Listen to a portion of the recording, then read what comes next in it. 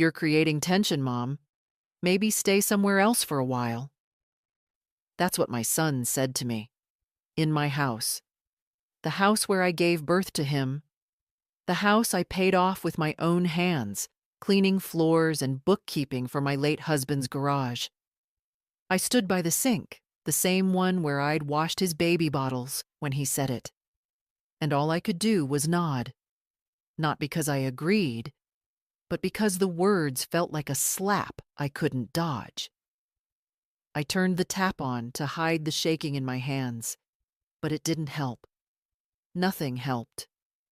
An hour earlier, I'd asked her, politely, mind you, not to smoke inside. Not in the house, Harper. Please, I said, standing in the living room doorway. She was curled up in my husband's old recliner, legs tucked under her, holding that skinny cigarette like it was a right. She looked at me like I'd asked her to set herself on fire. It's just one, she said, not moving. I didn't yell. I didn't threaten. I just said no. Firmly. Clearly. 10 minutes later, she stormed into the kitchen and slammed the screen door hard enough to rattle the glass. He followed. My son, my Daniel. He didn't look angry. That would have been easier to handle. He looked tired, like I was a problem to solve. Mom, he said, rubbing the back of his neck, I get that it's your place, but we need to keep peace, okay? She's feeling unwelcome. Unwelcome. I felt the tile under my feet shift, though I knew it hadn't. I thought, does he not hear himself? She lit a cigarette in the house, Daniel. I asked her not to. Right, but it's just a cigarette. And now she's upset and, well, you're creating tension. Maybe stay somewhere else for a while. Like I was a tenant. Or worse, a guest overstaying her welcome. I didn't say anything. I couldn't. My mouth went dry. I just turned back to the dishes and scrubbed a plate that didn't need scrubbing. Harper didn't say a word. She didn't even come back inside. Just stayed on the porch with that smug look on her face, flicking ash into my flower pots. I finished the dishes, put the kettle on, sat down, waited for the tea to boil, for something to make me feel like I still had weight in this house. This house, it's not fancy, never was, but every brick has my name in it. Not literally, but close enough. My husband James and I bought it when Daniel was 2. It was a wreck then. No insulation, roof leaked, backyard full of rusted tools and weeds. But we made it into something. A home. After James passed, 15 years now, I kept it going. Painted the siding myself. Replaced the gutters. Fixed the fence when a storm knocked it down. I didn't ask anyone for help. And then Daniel got divorced and needed a place. Of course I said yes. What mother wouldn't? He came back home with boxes and tired eyes. I gave him his old room, even cleared out the closet I'd been using for winter coats. He was quiet those first few weeks. Grateful, I think. He did the mowing without being asked. Took out the trash. Sat with me during dinner and actually listened when I talked. It felt like I'd gotten my son back, the one I used to walk to school, the one who used to make me laugh just by entering a room. Then came Harper. She was polite at first, smiled wide, called me Miss Beverly, brought flowers from the grocery store and offered to cook. I thought she was sweet. Lost, maybe. A little too loud, a little too fond of short skirts and eye-rolling, but sweet. But it didn't last. Not 2 weeks later, she started correcting how I folded towels. Said my coffee was too bitter. Rearranged the living room while I was out getting milk. Claimed it was more open now.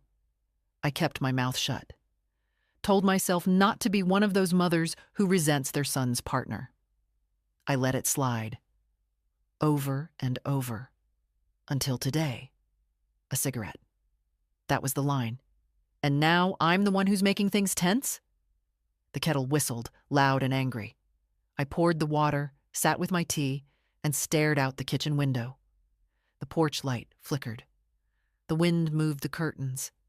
I thought about packing a bag, but then I thought, no, I was here first. And maybe it's time I remembered that. I didn't sleep that night. Not really. Just lay there, under the quilt I'd sewn back in '92, listening to the old pipes rattle every time someone used the upstairs bathroom. At some point, I heard Harper's laugh. Sharp, hollow, like something she did more out of habit than joy. The bedroom felt cold, though it wasn't. I didn't turn on the heater. I didn't want to give them the satisfaction of hearing the creak of the thermostat and knowing I was awake. Instead, I stared at the ceiling and thought about the first time I saw this house. We'd driven past it by accident. James had missed the turn to the hardware store, and I was fussing at him for it. Then I saw the for sale sign. Crooked, weather-beaten, almost an afterthought stuck in the front yard like a broken promise. The place looked abandoned. One shutter hung loose, the porch sagged, and the lawn had eaten the walkway whole. But I said, "That's the one." He thought I was joking. I wasn't. We put in an offer the next day. Everyone said we were crazy. The place had termites, lead paint, a foundation that groaned like an old man. But we didn't have much money and a baby boy who didn't like sleeping in apartments with neighbors shouting through the walls. This house had bones, ugly, stubborn bones, but good ones. And we fixed it, board by board, nail by nail. James learned carpentry from a book. I learned how to patch drywall and budget down to the last penny. I painted every room myself, soft colors, the kind that made you breathe easier just by looking at them. The kitchen was my favorite. Still is. Yellow walls, blue trim, a table that's too big for one person but just right for memories. When James died, I thought I'd leave. Sell the place, move closer to my sister in Ohio? But I couldn't. Every room whispered his name. Every creak of the stairs felt like him, walking back from the garage with oil on his hands and a tired smile. So I stayed, built a new rhythm. Church on Sundays, bingo on Thursdays, gardening when my knees allowed. And Daniel, he'd call. Not as often as I liked, but often enough to keep my heart from cracking open. Then came the divorce, and then came the boxes. Now here we are. My house, but not my home, not lately. I made breakfast early the next morning, not because I wanted to, but because it's what I do. Scrambled eggs, toast, bacon, set the table, the good plates. Daniel came down first. Hair still wet from the shower, shirt wrinkled. He paused when he saw the spread. "You didn't have to do all this," he said. I didn't answer, just poured his coffee. Harper came down 10 minutes later, wearing one of Daniel's old sweatshirts like she owned it. She sniffed at the food and said nothing. Sat down and pulled out her phone. We ate mostly in silence, except for Daniel clearing his throat now and then, like he wanted to say something, but couldn't find the words. When they were done, Harper stood up, stretched, and without looking at me, said, "We're going to the farmer's market. Be back later." I nodded. The door closed behind them, and I sat there at the kitchen table, alone again. That's when I opened the drawer. Bottom left, always stuck unless you knew how to pull it just right. Inside were the papers. House deed, insurance, the check stubs from when James and I paid the mortgage down early. Every single one, neatly stacked, rubber-banded, labeled in my handwriting. I ran my fingers over the top sheet. My name. His name. No Harper. I pulled out the envelope beneath it. Daniel's name on the front. Years ago, after he graduated, we gave him money for a down payment on a condo in Phoenix. He stayed there 3 years, then sold it for a profit. Didn't tell me until months later. Said he needed the money to restructure his life. I didn't ask what that meant. Inside the envelope was a copy of the wire transfer. $50,000. My name in the memo line. For your first home. Love, Mom. I set it on the table beside his coffee cup. Let him see it. Let him remember. Because if he was going to treat me like a boarder in my own house, maybe it was time I reminded him who built the damn walls. They came back from the market with arms full of things we didn't need. A ceramic bowl handcrafted by a local artist. A bundle of lavender Harper said would help the energy in the house, and a jar of pickled something that Daniel proudly declared was fermented for 22 months. I didn't say much. Just watched them set their treasures on the counter like offerings to some imagined altar.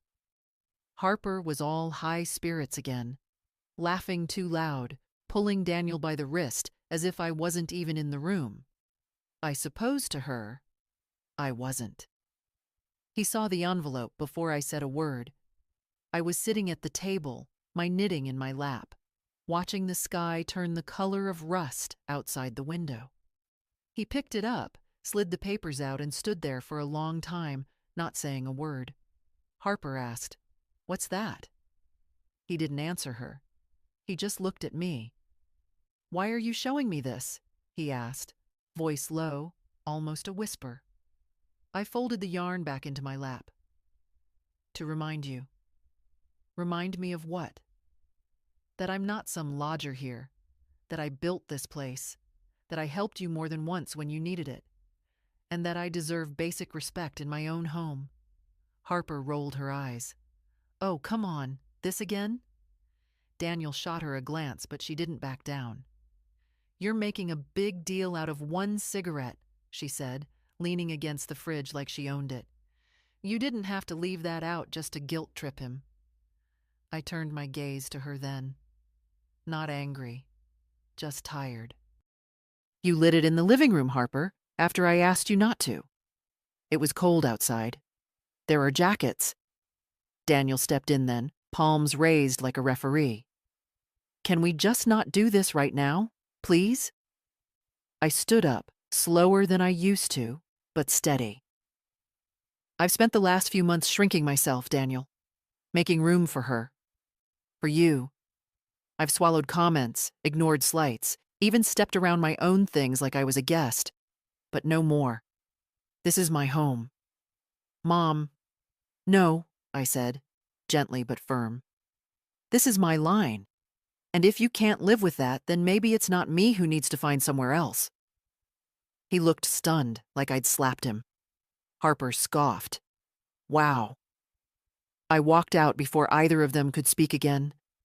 Not because I was angry, but because I needed air. Real air. Not the kind soaked with lavender oil and judgment. I went to the garden. It's not much. Just a patch behind the shed, overgrown in places and mostly weeds these days. But it's mine. My hands planted every bulb, pulled every root. There's a bench back there, old iron one with flaking paint, and I sat on it like I used to when James was still alive.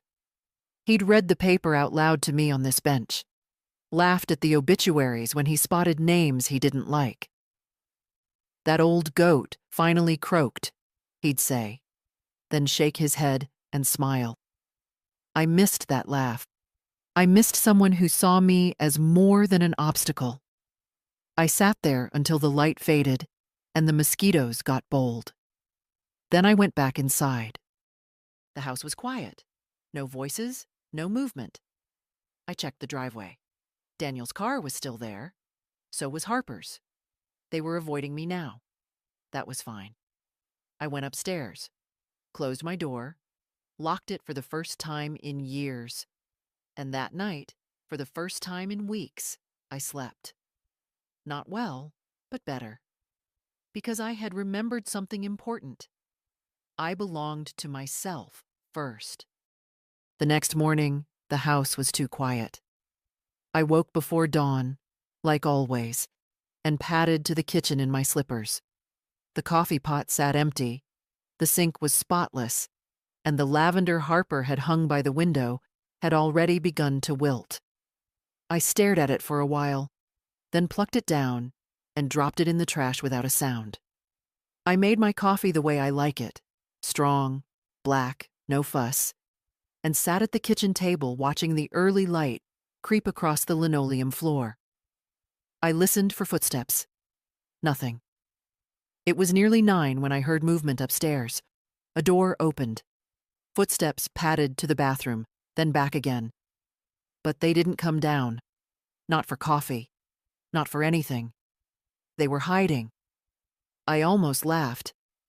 By mid-morning, I'd decided I'd had enough of being invisible in my own house. I walked into the living room and looked around.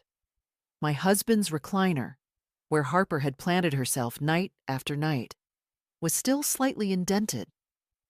The coffee table cluttered with coasters they never used, and some self-help book Harper had left behind about boundaries and energy healing. I gathered everything that wasn't mine. Every throw pillow, magazine, trinket, and scented candle that hadn't belonged here 6 months ago. I placed them carefully, neatly, respectfully, into a cardboard box I'd saved from Daniel's move.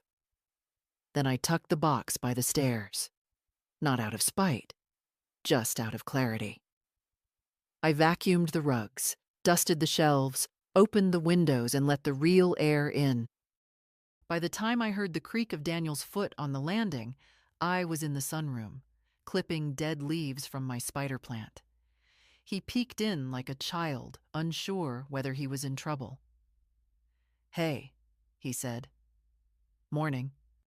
He stepped in, looked around like he was seeing the house for the first time. "You've been busy?" "I have." He glanced toward the living room. "Where's the—" "In the box," I said, not looking up. He shifted awkwardly. Harper's upset." I snipped another leaf. "I'm not surprised. She said you touched her things." "I touched the things that weren't part of this house." Silence. Then, soft, almost like he didn't want me to hear. "She thinks you're trying to push her out?" I set the scissors down and met his eyes. "I'm not trying to push anyone out, Daniel. I'm just reclaiming space I gave up too quickly." He didn't have an answer for that. Just stood there, rubbing his thumb over the edge of the doorframe the way he used to when he was nervous as a boy. "I thought I was doing the right thing," he said finally. "Bringing her here, starting fresh." "And maybe you were," I said gently. "But fresh doesn't mean erasing what already exists." He looked tired, worn out in a way that had nothing to do with sleep. She's younger than me," he admitted. "By a lot." I noticed. "She's used to a different kind of life. Her parents live in condos. They eat sushi. They don't grow tomatoes in the backyard." I smiled despite myself. "Scandalous." He chuckled weakly. "I just wanted her to feel at home. And I want to keep mine." We looked at each other for a long time. Not in anger. Just with the kind of honesty that only happens after things have broken wide open. "I don't want to lose you," he said. "Then don't treat me like a problem to solve." He nodded slowly. "She's going to be angry," he said.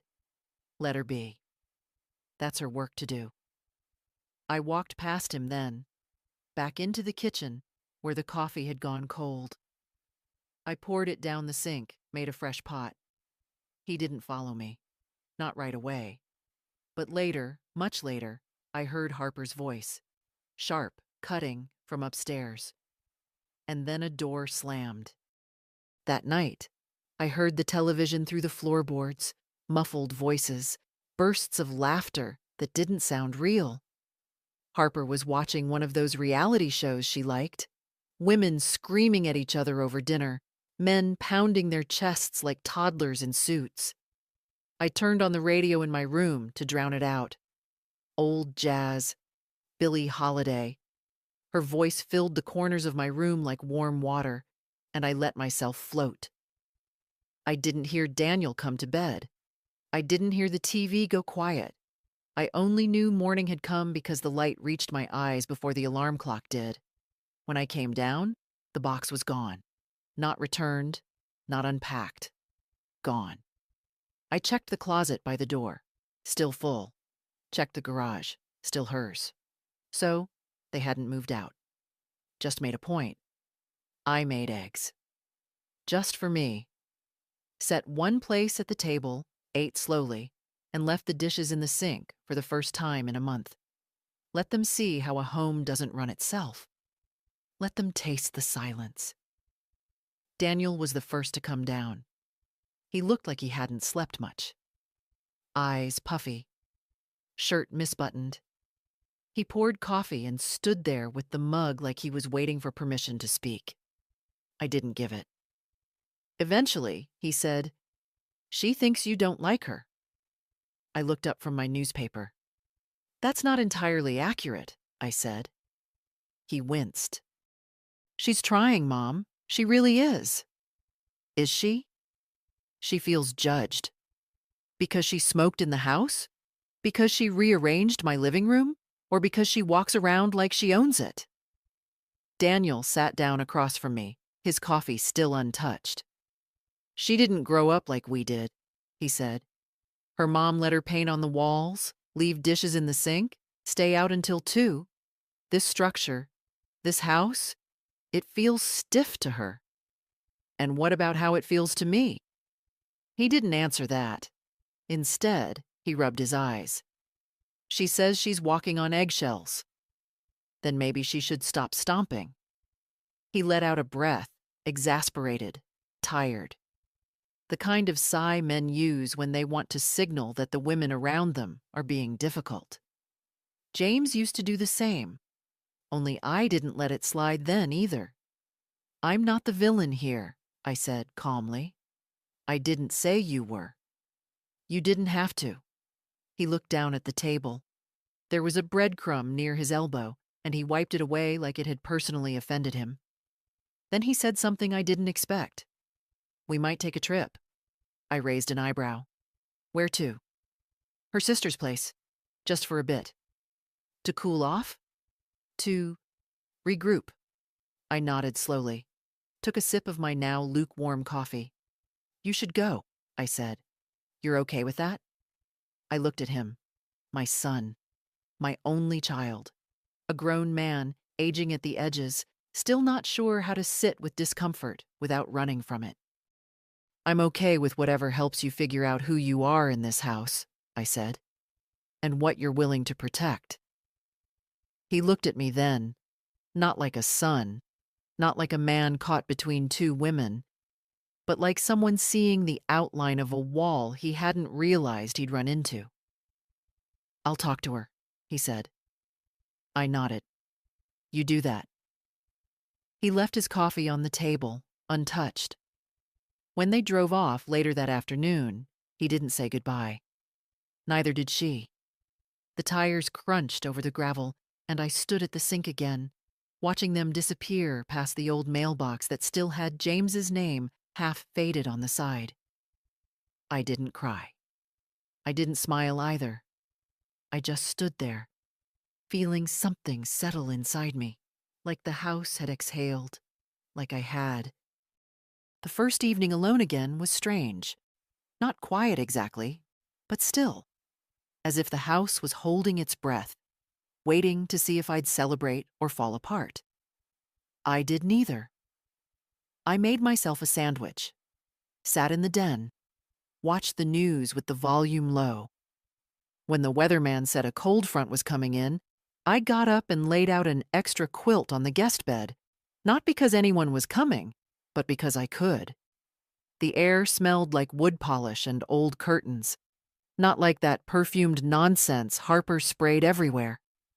I'd opened every window the minute they left, and it was the first time in weeks I didn't feel like I had to apologize to my own walls.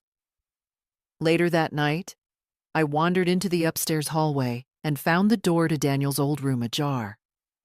Harper's perfume still lingered, a sweet, cloying thing that didn't belong in a room painted soft green with baseball posters on the closet door. I stood in the doorway for a long time. Then I turned on the light and began. First, the closet. Her things were still there. Dresses that didn't belong to a woman planning a short trip. Boxes labeled with her name in bold marker. Her shoes, her lotions, her makeup bag. I gathered it all. Box by box, I carried her life out of that room and into the guest bedroom. I didn't toss or break or mutter. I placed everything with care. But I placed it out. Out of Daniel's room, out of James's house. When I was done, I made the bed, straightened the covers, closed the door. Then I went back to my room, lay down, and slept better than I had in months. The next morning, I called my lawyer. Meredith, it's Beverly. I want to talk about the house. She paused. Everything all right? It will be, I said. I just need to make sure things are clear. We set a date. She'd come over the following week. We'd review the documents, ownership, rights, power of attorney. I didn't want to be dramatic. I just wanted to be prepared. After the call, I sat on the porch with my tea and watched the neighbors' kids race their bikes up and down the street. Their laughter was sharp and clean, like wind chimes. One of the girls waved. I waved back. Inside, the silence was no longer heavy. It was mine. I spent the rest of the day doing little things, polishing the silver, washing the curtains, pulling weeds from the cracks in the front walkway. Every task felt like laying a brick back into place. That evening, I made chicken pot pie, just for me. Ate it in the kitchen with Billie Holiday again, humming under her breath in the background. When I was done, I packed the rest into containers and wrote a note for Ruth down the street. Her arthritis had been flaring again, and I knew she wasn't cooking much lately. At dusk, I walked over and left the food on her porch. Rang the bell. When she opened the door, her eyes widened. Beverly, is everything okay? Everything's just fine, I said. Thought you might be hungry. She looked at me for a long second, then smiled. You look lighter. I feel lighter. We stood there in the soft light of the porch bulb, two old women who had outlived their husbands, outlasted their patients, and were still standing, still giving. But this time, I was giving by choice, not from obligation, from strength. They came back on a Sunday afternoon, 3 days earlier than they said they would. I was on my knees in the front yard digging around the roots of my hydrangeas when I heard the car. The tires crunched gravel, the engine cut off. Then footsteps, 2 sets, approaching slow, unsure. I didn't stand up, just kept working the soil, careful not to snap the new buds. Mom? Daniel's voice. Hesitant.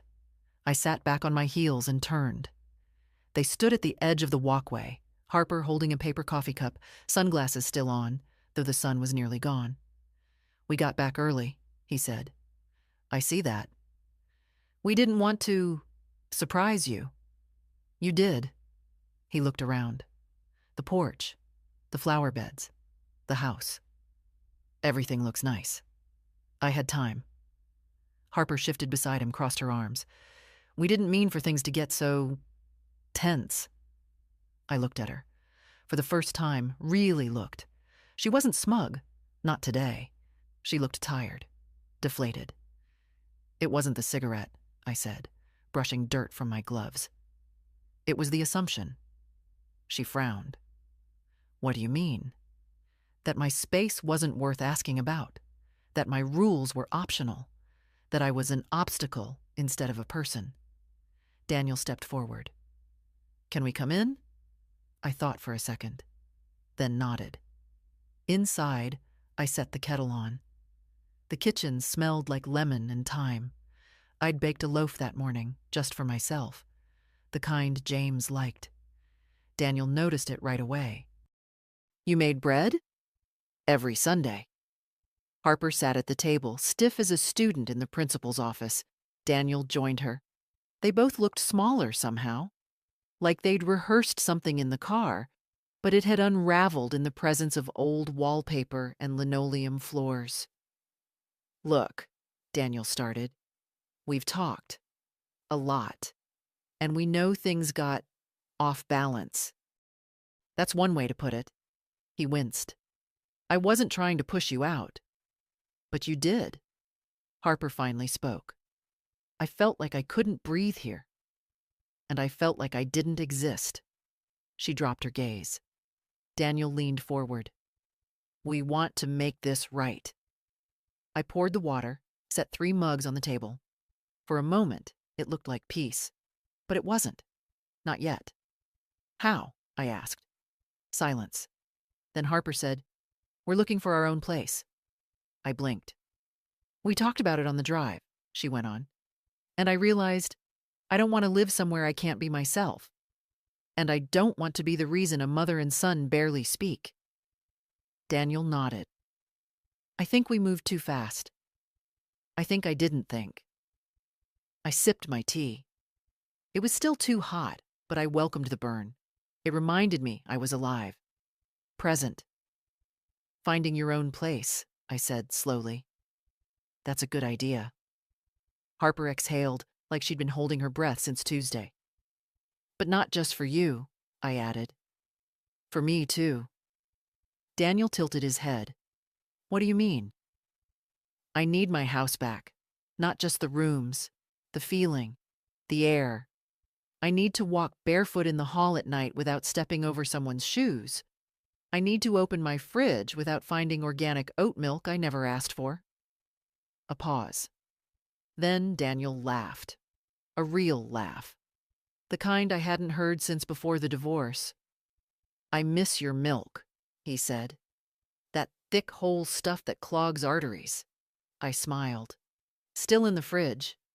He looked at Harper. You okay with this? She nodded.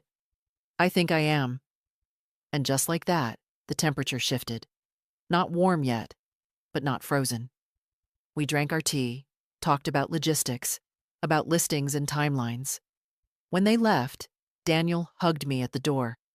Thanks, Mom, he said. I nodded. Then he added, for not kicking us out. I didn't answer. Because the truth was, I had. Just not in words. That night I sat in James's old recliner for the first time in months. It felt like reclaiming a throne I'd forgotten belonged to me. The cushions remembered me, at least. They gave just enough to make the sitting easy. Familiar. Like an embrace. I pulled the knitted throw over my legs, the one I'd made during the winter Daniel left for college. Back then, the quiet of the house had a different weight. Lonelier. Uncertain. This quiet was different. I'd earned this one. The house was still. No voices upstairs. No doors opening and closing. No giggling from the hallway like children sneaking into the kitchen. Just me and the ticking of the wall clock, steady as breath. I looked around the room.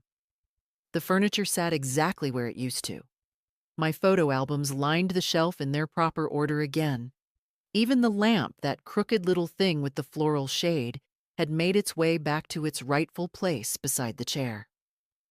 I exhaled deeply, and then I spoke to him. You would have hated her perfume, James. I could almost hear him grunt his agreement. He had never been one for scented anything. Said a home should smell like fresh laundry, good food, and maybe a hint of wood polish if the sun hit just right. She rearranged the living room, I said. Moved your recliner by the window. Said it made the space feel more open. Silence. But I imagined his look. That quiet disapproval he saved for things like overcooked steak or crooked picture frames. I smiled. I let her for a while. I let a lot of things go. The weight of those months settled over me then, but it didn't crush me. Not anymore. Daniel's trying, I added. He's caught in it, like a fly in warm honey. Wants to please her, please me, please everyone. I reached for my tea, now lukewarm, and sipped anyway. I finally drew a line. The clock ticked again, louder than before, like it was keeping score. And they're moving out. Just saying the words filled me with something I couldn't name. Part relief, part sorrow. Because it shouldn't have taken this long. I shouldn't have had to explain so much just to be seen. But I did. And now, things would change. A knock came at the door around 9. I frowned. I wasn't expecting anyone. When I opened it, a breeze rushed in first, cool and curious. Then a figure stepped forward. Harper. Alone. She looked smaller than usual, as if the night had pressed her down a bit. I didn't mean to bother you, she said. Daniel's in the car. I wanted to say something. I nodded, stepped aside. She didn't sit. Just hovered near the door, arms wrapped tight around herself. I didn't grow up with boundaries, she said quickly. My mom let me do whatever I wanted. My dad wasn't around. Rules felt like rejection. I stayed quiet. Let her talk. So when you asked me not to smoke in the house, it felt like a power move, like you were drawing a circle I couldn't be part of. You were right, I said. She blinked. I was drawing a circle, around myself, around what I've spent decades building, and not everything fits inside. Her shoulders slumped a little. I'm sorry, she said. I believed her. Not because she said it perfectly, but because her voice cracked a little at the edges, and because she came alone. I'm not your enemy, Harper, I said, but I'm not your doormat either. She nodded. Then she handed me a small box. Inside was a new set of tea towels. Blue, with tiny stitched violets in the corners. Not expensive, not flashy, but thoughtful. I saw them at the market, she said. Reminded me of you. I touched the fabric gently. They're lovely. She smiled, brief and crooked, then turned to leave. Just before stepping out, she turned back. You're stronger than I thought. I met her gaze. I've always been strong. You're just seeing it now. The next morning, I sat with Meredith at the kitchen table, a pile of manila folders spread between us like a paper battlefield. She was efficient, soft-spoken, but didn't pull punches. The kind of woman who wore pearls not for elegance, but as armor. So, she said, flipping through the documents, the house is still solely in your name, which gives you full control. But the question is, what do you want to protect? I glanced toward the window, where the sun lit the yard like a spotlight on a stage I'd stood on my whole life. The fence still leaned a little on the south side. The hydrangeas were starting to bloom again. A bird had nested in the porch eaves. All of it, I said. I want to protect all of it. She nodded. That includes your autonomy? Yes. Then we can revise the trust. She began explaining the details about living trusts, inheritance clauses, conditions. I listened carefully, pen in hand, and initialed where she pointed. No hesitation. For years I had told myself that keeping peace meant staying silent. But peace isn't silence. Peace is protection. Boundaries. Knowing where the line is and standing firmly on the side that doesn't cost you your dignity. We spent nearly an hour going through the paperwork. I added a clause. If I were ever to become unable to live independently, the house would not go to Daniel automatically. It would go into a trust managed by a neutral third party, and any decisions would have to include me, my voice, or my words in writing. Meredith looked up at me after I signed the last page. Most people your age are afraid to upset their children. I'm not most people, I said. When she left, I made myself a fresh pot of tea and sat by the window. The tea towels Harper had given me were now neatly folded in the drawer. I hadn't decided if I'd use them yet. Some gifts take time to unfold. The phone rang once around midday. Daniel. I didn't pick up. Not out of spite.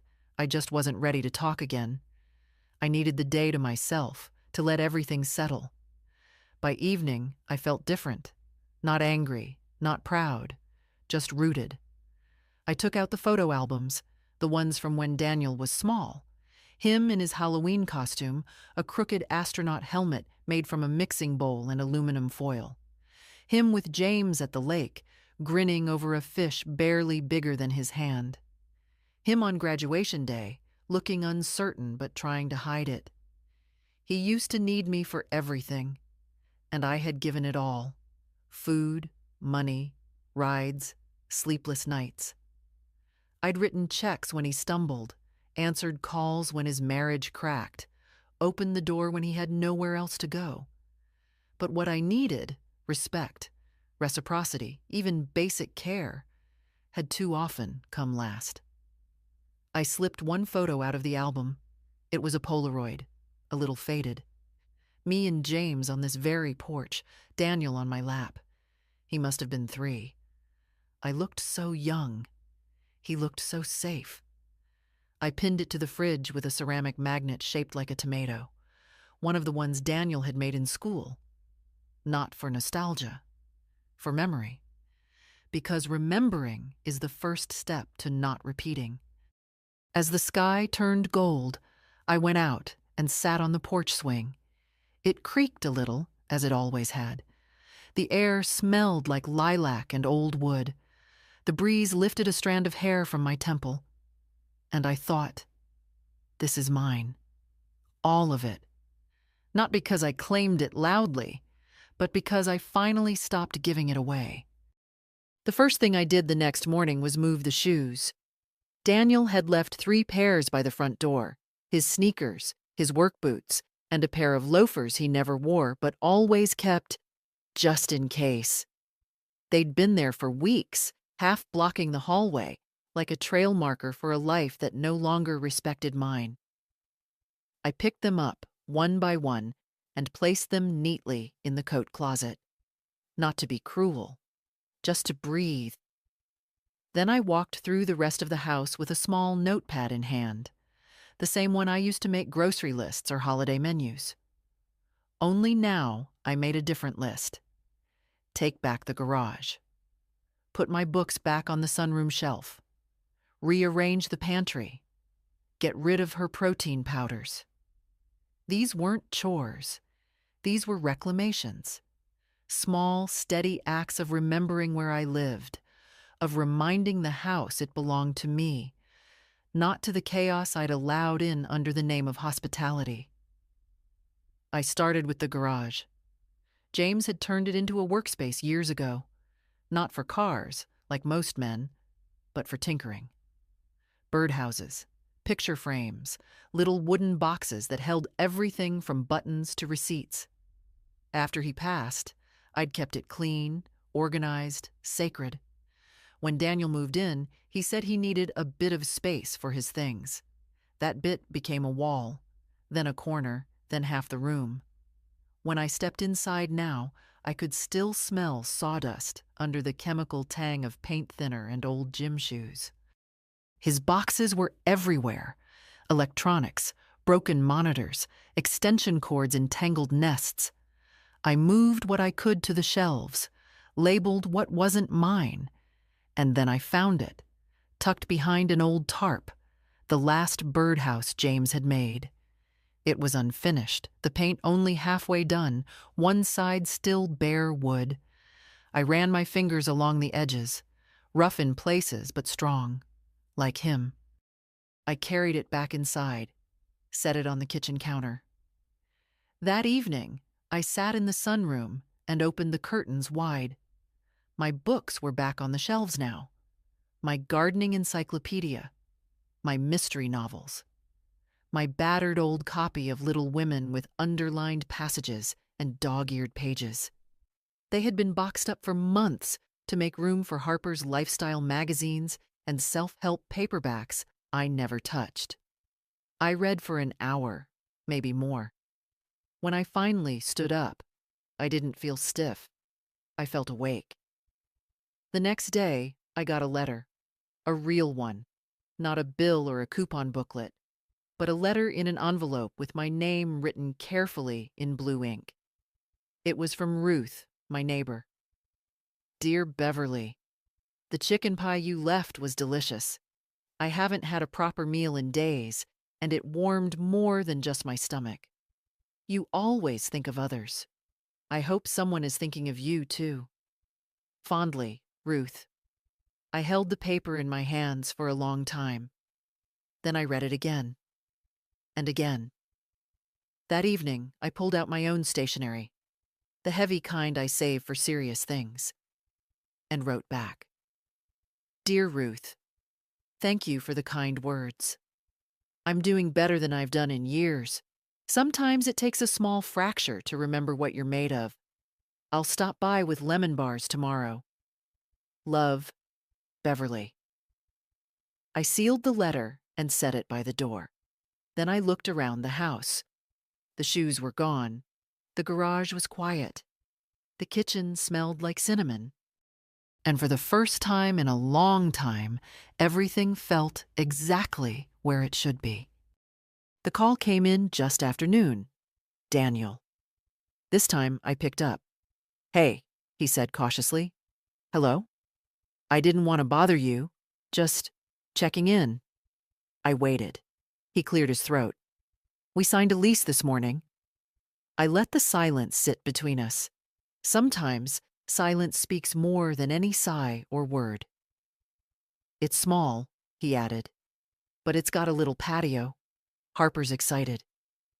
I imagined her there, buying wind chimes, planting succulents in ceramic pots. A place she could smoke and rearrange things to her heart's content. A place that wasn't mine. I'm glad, I said finally. Yeah, me too. Another pause. Then, can I come by? Just me. I hesitated, not because I didn't want to see him, but because I wasn't sure what version of him I'd be letting in. The son who wanted peace, or the man who only understood it when it cost someone else.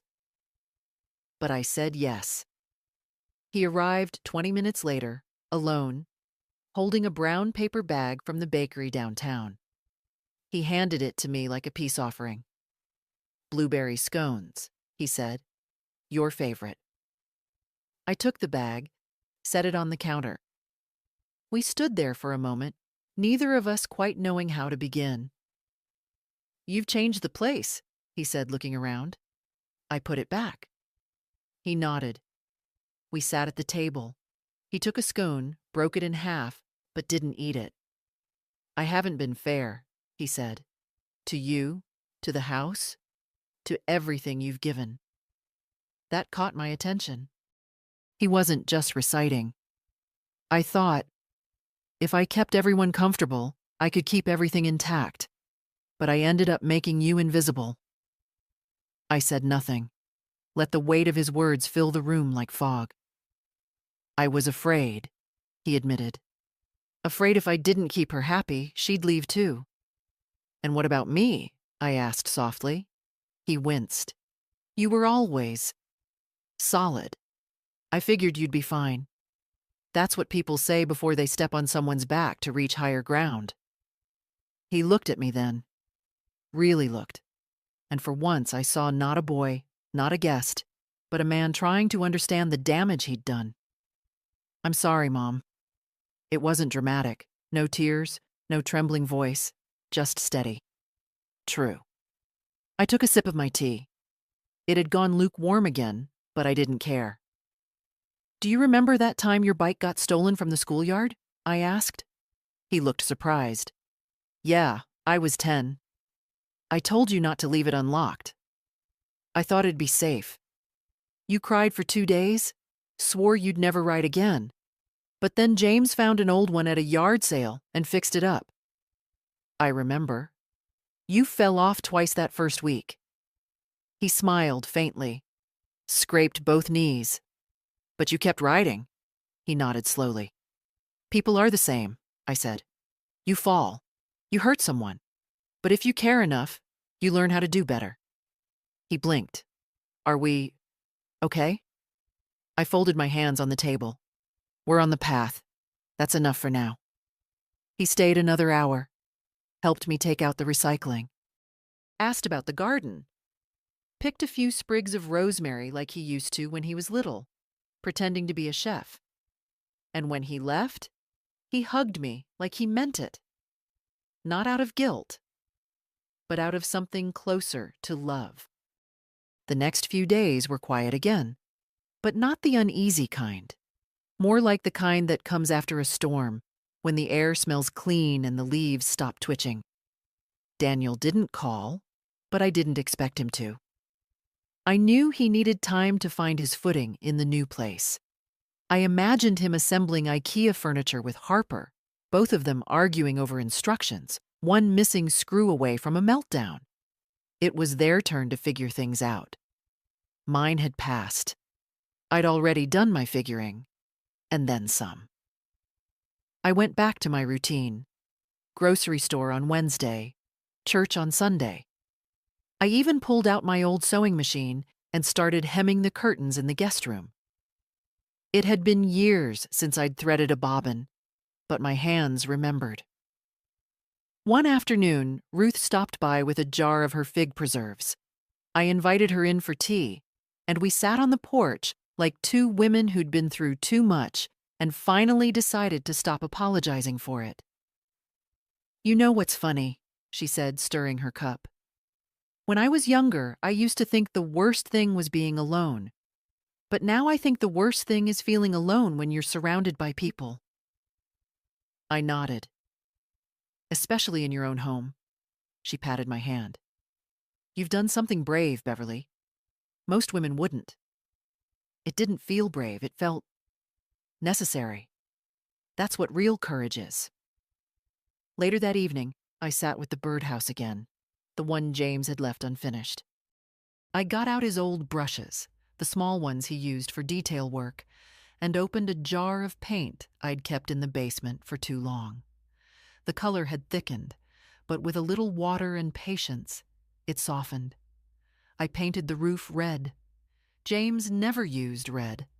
Always soft greens, browns, muted blues. But I wanted it to stand out, like a heartbeat on the side of the house. I worked slowly, carefully. Each stroke felt like a word I hadn't said before. I thought about Daniel's question. Are we okay? And the way I'd answered it. We're on the path.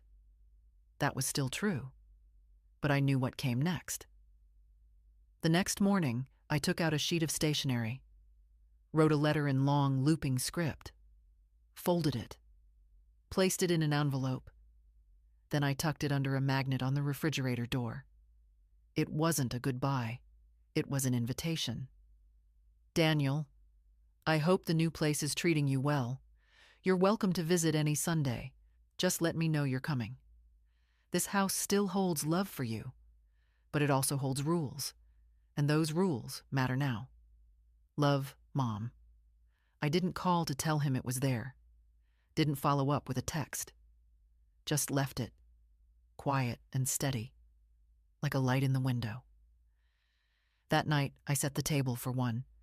Then, on second thought, I added a second plate. Just in case. Not out of hope, but out of readiness. By Friday, the letter was still untouched on the fridge. I didn't move it, didn't throw it away, just left it there like an open door. That day, I went into town for the farmer's market. The same one Daniel and Harper had visited weeks ago, arms full of things they didn't need. I walked slower than I used to, paused longer at each stall. Not because of age, though my knees aren't what they were, but because I was in no rush to be anywhere else. I bought fresh peaches, a jar of local honey, a small bundle of eucalyptus that made my whole bag smell like calm. On the way back to the car, I ran into Mrs. Darnell from church. We chatted about the heat, the tomatoes this year, the slow leak in her husband's tire. She asked if Daniel was still living with me. No, I said. They've got their own place now. She raised an eyebrow but didn't press, just said, "Good for you," and gave my arm a gentle squeeze. Back home, I set the peaches in a bowl on the kitchen table and stood there a long time, looking around. The silence wasn't full anymore. It was balanced. I went upstairs, opened the windows in every room. Let the breeze move through the house like a guest who doesn't need to be entertained. And then I did something I hadn't done since before Daniel moved in. I packed a bag, not a suitcase, not the kind of thing you take when you're escaping. Just a small canvas tote with a change of clothes, my book, my toothbrush. I wasn't running away. I wasn't being pushed out. I just wanted to leave on my own terms. That evening, I drove to the lake, the one James used to take us to in the summer, where Daniel once got stung by a bee and demanded an ice cream to compensate. I rented a cabin for the weekend. Nothing fancy, just wood walls, a screened porch, and a view of the water that turned gold at sunset. I spent the first night sitting on the dock, wrapped in a blanket, listening to frogs and wind. I thought about James, about Daniel, about the way a house can hold your soul, but only if you're brave enough to stay present in it. The next morning, I made myself coffee in the little kitchen, ate toast with honey. Then I pulled out my book and read until the sun moved across the floorboards. No phone, no emails, just breath. On Sunday afternoon, I returned home. The mailbox was full. I sorted the mail quickly, tossing flyers and coupons into the bin. A small envelope with no return address sat on top. I opened it last. Inside was a handwritten card. "Mom, thanks for the letter. We'd like to come for dinner next week. Sunday, if that works. Just us. We'll bring dessert. Let me know. D." I smiled. Then I placed the card beside the peaches on the table. That night, I lay in bed and stared at the ceiling. I thought about how easily I could have disappeared.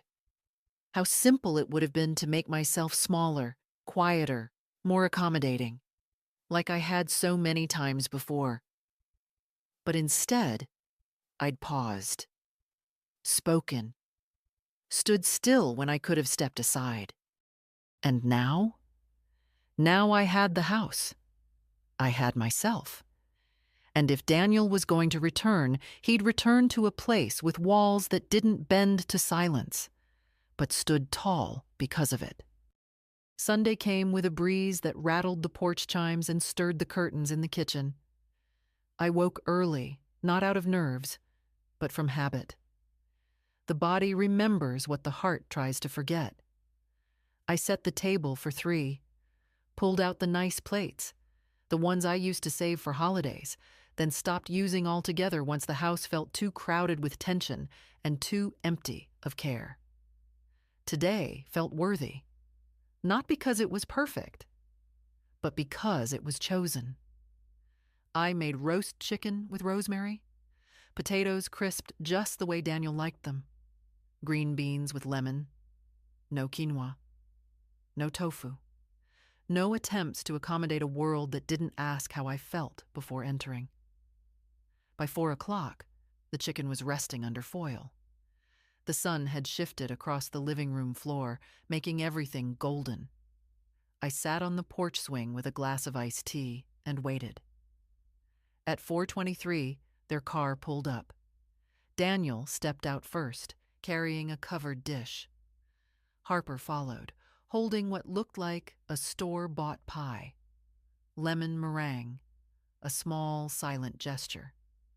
They walked to the porch slowly, like people who'd rehearsed what not to say. "Smells amazing," Daniel said as they stepped inside. "Dinner's almost ready," I said. "Make yourselves comfortable." They sat at the table while I plated the food. I moved without rush. Let the clinking of forks and glasses fill the room before words did. It was Harper who spoke first. "This looks beautiful," she said. "Thank you for having us." I met her eyes. "Thank you for coming." We ate in a kind of quiet that wasn't awkward, just cautious, like walking across a bridge you'd just finished rebuilding. Daniel asked about the garden. I told him the tomatoes were late this year. Harper complimented the curtains. I told her I'd hemmed them myself. The conversation was shallow, but it flowed. After dinner, Daniel helped clear the plates. Harper dried. We moved like a trio who remembered the steps, even if the music had changed. And then, as we stood in the kitchen with the last plate drying in the rack, Daniel asked if he could see the garage. "Of course," I said. He walked out the back door and disappeared into the dim light of the side yard. I turned back to Harper, who stood there, twisting a dish towel in her hands. "Can I say something?" she asked. "You can." She took a breath. "You were right. About a lot." I waited. I didn't know what it meant to enter someone else's life. I just thought, if I acted like I belonged, I would. I nodded. "But it doesn't work like that," she said. "And I see now I wasn't just rude. I was careless. With your space. With your patience." It was the closest thing to truth I'd heard from her. "Thank you," I said. She smiled, not wide, not polished, just honest. Then Daniel returned, holding something wrapped in an old towel. He unwrapped it on the counter. The birdhouse. Painted. Finished. "You found this," he said. "I thought you might like it hung somewhere." I nodded. "By the kitchen window." He always wanted one there. "I'll put it up tomorrow," he said. They left not long after. No lingering, no pressure. Just, "See you soon?" And I said, "Yes." The next morning, I watched from the kitchen as Daniel stood on a step stool, hammer in hand, hanging the birdhouse just outside the window. He was careful, measuring twice, adjusting the angle until it sat straight. The paint caught the light, red and clean, the roof bold against the white siding. When he finished, he stepped back, hands on hips, and looked through the glass at me. I waved. He smiled. Later, when he came in for coffee, we sat in the sunroom, watching birds already circling curiously. "She'd like it here," he said, nodding toward the birdhouse. "She always liked your projects." He looked down at his mug. "We've been talking about getting married. Maybe next year." I didn't flinch. "Then take your time," I said. "Make sure it's something you both can build, not something you have to defend." He nodded. "I will." There wasn't much more to say after that. He hugged me at the door, tighter this time. No apologies, no promises, just warmth. I watched him drive away and then stood for a long time by the window. The birdhouse swayed gently in the breeze. A single bird, small, gray, uncertain, perched on the edge. Looked in, flew off. It would come back, or it wouldn't. But the space would be here. That afternoon, I went back to the porch swing. The lemon pie was half eaten in the fridge. My sewing lay folded on the armrest. The sun fell low, brushing everything in gold. And I thought, this is how a woman reclaims herself.